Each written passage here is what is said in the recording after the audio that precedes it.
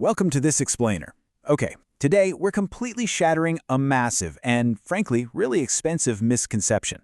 A lot of folks just assume that throwing more money at an AI subscription, buying the biggest context window or premium tiers, is the secret to elite results.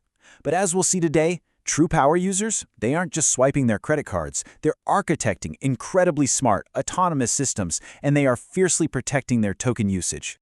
To really grasp why this is absolutely crucial, let's look at this staggering statistic, 98.5%. A developer actually tracked a session with over 100 messages, and they found that 98.5% of the tokens used in that massive session were completely wasted. How? Just rereading the old chat history. See, every single time you send a new message, the AI has to reread the entire conversation right from the very top. It's this massive, invisible leak, quietly draining your wallet and compounding your costs exponentially with literally every press of the Enter key. Okay, let's dive into this. We really need to challenge the workflows you're relying on right now. You got to ask yourself, are you truly leveraging AI as a scalable architecture, or are you kind of just burning tokens by tossing bloated prompts into a bottomless chat window? Well, today we're going to solve that exact problem. We'll transform how you connect your tools and, crucially, how you manage your AI's memory. To get there, we've got a four-step playbook for this explainer. First, autonomous AI workflows. Second, commanding Google Workspace. Third, we'll uncover the context rot trap. And fourth, mastering token economics. Let's get to it. So, kicking things off with part one, autonomous AI workflows, putting AI to work in the real world. We are officially moving way beyond basic one-off prompting and stepping straight into the realm of highly scalable autonomous systems. Picture this. Imagine hopping off a long client discovery call. Now, instead of spending your entire evening typing up a proposal, a workflow automation tool like N8N just takes over. Here's how it flows.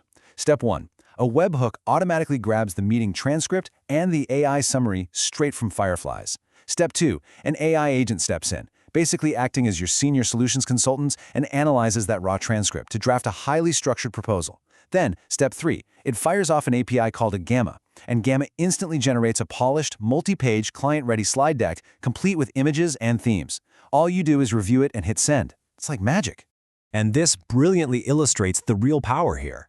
Implementing an automated workflow like this doesn't just look incredibly cool. The hard data actually shows it can recapture over 350 productivity hours a year for a business. To put that in perspective, that's almost 9 whole work weeks. It slashes your operational costs, and it dramatically reduces human error. Because, let's face it, the AI isn't going to accidentally forget to copy over that one crucial client requirement from the raw transcript. Or, think about customer interactions.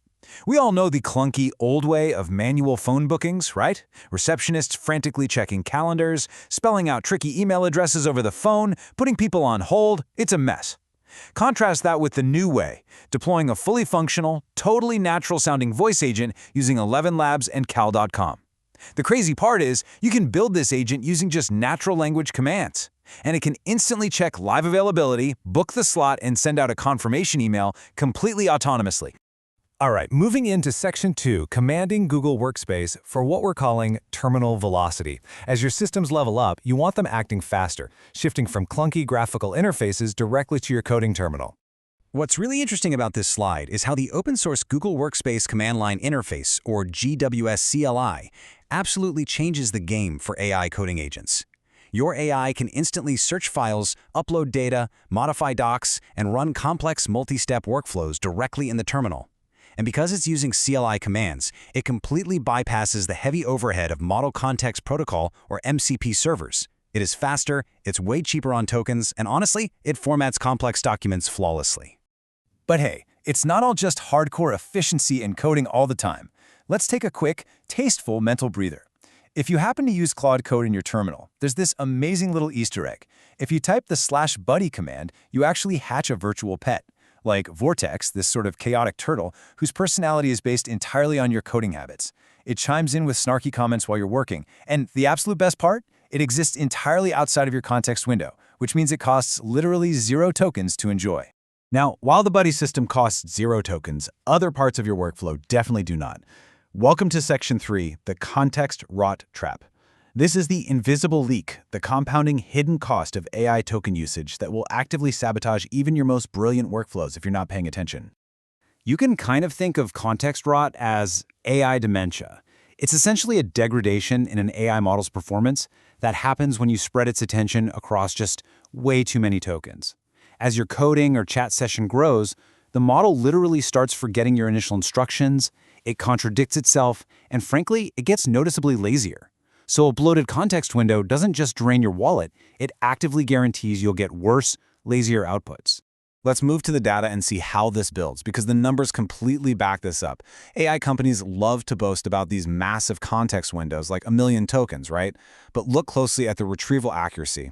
At 256,000 tokens, the accuracy sits at a really strong 92%. But the moment you max out that 1 million token window, accuracy actually plummets to 78%. The takeaway here is that more context does not mean a smarter AI. It means a highly distracted AI that's literally missing the key information it needs to do its job.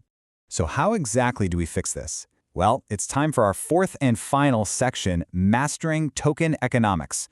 This is your ultimate actionable toolkit for working efficiently, ensuring high-quality outputs, and never ever blindly hitting a session limit again. It's all about introducing smarter constraints. Let's rapidly run through some essential token hygiene habits. First up, batch your prompts.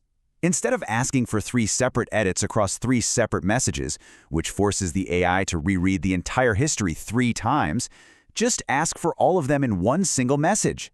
Second, always start in plan mode. This makes the AI map out the architecture before it writes a single line of wasteful code. Third, disconnect any unused MCP servers. They silently bloat your background context. And finally, delegate your heavy reading tasks to cheaper sub-agents, like Haiku, which keeps your main session lean and hyper-focused.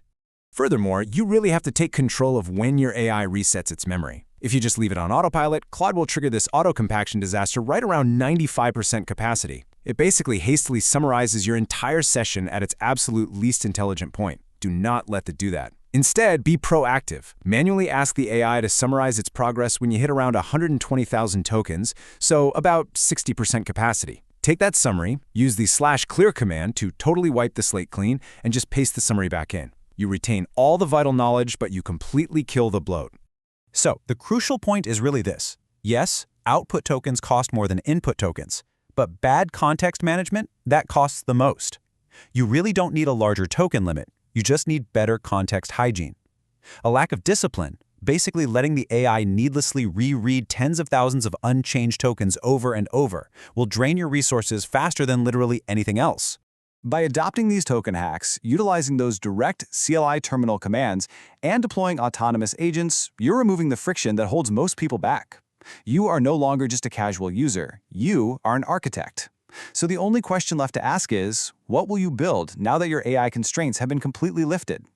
Thanks so much for joining me on this explainer, and I absolutely cannot wait to see what you create.